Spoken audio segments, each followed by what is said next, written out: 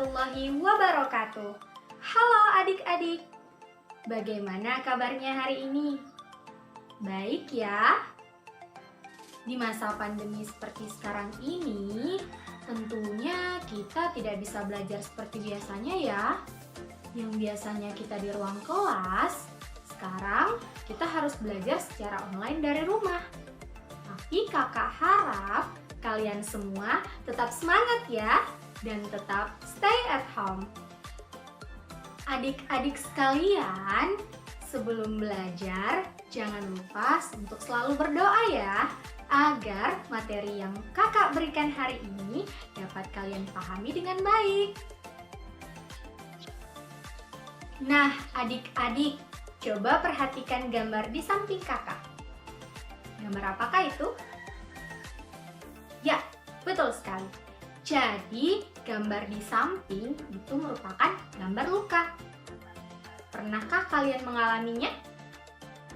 Tentunya pernah ya. Nah, coba kita perhatikan gambar di samping.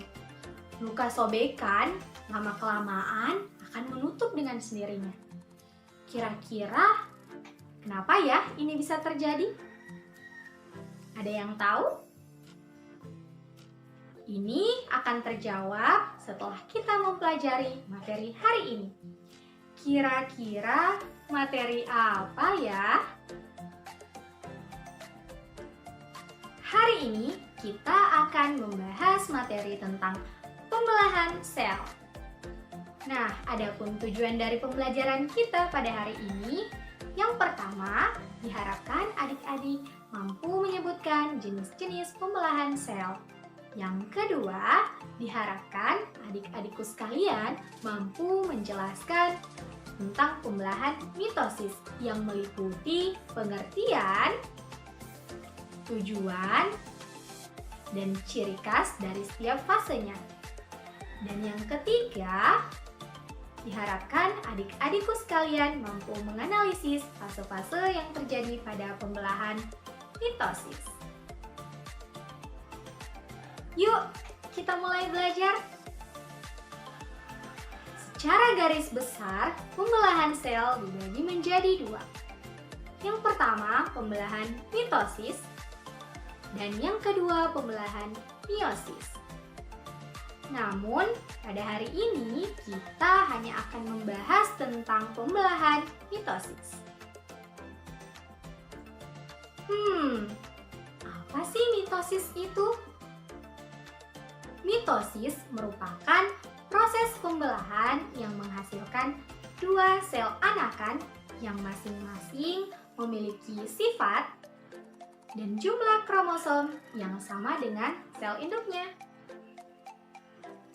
Nah, adik-adik, mitosis ini terjadi pada perbanyakan sel tubuh. Itu artinya apa? Mitosis ini bertujuan untuk proses pertumbuhan dan regenerasi pada luka kita. Nah, pertanyaan kakak di awal tadi sudah terjawab ya. Kenapa luka bisa menutup? Ya, karena itu adanya proses pembelahan yang terjadi secara mitosis. Sampai sini paham ya?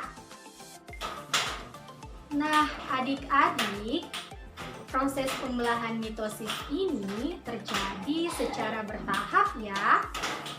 Ada beberapa tahapan. Yang pertama ada profase, yang kedua ada metafase, yang ketiga ada anafase, dan yang keempat ada telofase. Nah, adik-adik, dari keempat tahapan tersebut, masing-masing mempunyai ciri khas loh. Apa ya? Yuk kita simak. Yang pertama ada profase. Nah, pada fase ini, sel induk yang akan membelah akan menunjukkan gejala terbentuknya dua sentriol dari sentrosom, di mana satu sentriolnya tetap berada di tempat dan satunya lagi bergerak ke arah kutub yang berlawanan. Bisa dilihat pada gambar di samping ya. Nah, dari sentriolnya tadi ini akan memancarkan serabut-serabut yang berupa filamen atau kita sering sebut dengan benang spindle. Seperti itu ya. Nah, pada fase ini juga membran inti yang tadinya terlihat di awal akan segera pecah. Lalu, butiran kromatin nantinya akan memanjang menjadi benang kromatin. Setelah itu, benang kromatinnya akan memendek dan menebal menjadi kromosom. Nah, adik-adik, kromosom ini nantinya berduplikasi membujur menjadi 2 bagian. Dan masing-masing bagiannya kita sebut dengan kromatid. Bersamaan dengan itu, anak inti atau nukleus lama-kelamaan akan mengecil dan akhirnya menghilang. Jadi sudah paham ya adik-adik? Pada tahap profase, cirinya itu ditandai dengan menghilangnya anak inti atau nukleus. Yang kedua, terbentuknya benang spindle. Dan yang ketiga, pergerakan sentriol ke arah kutub yang berlawanan. Selanjutnya kita masuk pada tahapan metafase. Nah, adik-adik, pada fase metafase ini membran inti sudah menghilang dan kromosomnya berada pada bidang ekuator dengan sentromernya seolah kromosom berpegang pada benang spindle. Nah, adik-adik, pada fase ini kromosom tampak jelas ya. Bisa kita lihat pada gambar di samping. Jadi sudah paham ya ciri dari metafase? Ya, benar sekali. Jadi pada metafase ini cirinya berjajarnya kromosom pada bidang ekuator atau bidang pembelahan. Nah, selanjutnya kita masuk pada tahap anafase. Adik-adik, pada tahap anafase ini ditandai dengan pemisahan kromatid dari sentromer yang kemudian akan membentuk kromosom baru. Nah, masing-masing kromosom ini nantinya akan ditarik oleh benang spindle ke arah kutub yang berlawanan. Kita masuk pada fase yang terakhir, yakni telofase. Nah, pada fase ini ditandai dengan adanya kromatid yang sudah berada pada kutub yang berlawanan dan mulai terjadi lekukan pada bagian luar sel. Dapat kita lihat pada gambar di samping ya.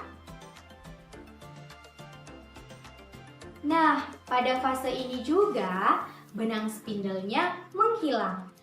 Kromatidnya menjadi kusut dan butiran-butiran kromatin kembali muncul. Selaput intinya kembali terbentuk dan nukleus kembali terlihat. Seperti itu ya. Nah, adik-adik, dari penjelasan kakak tadi dapat kita simpulkan.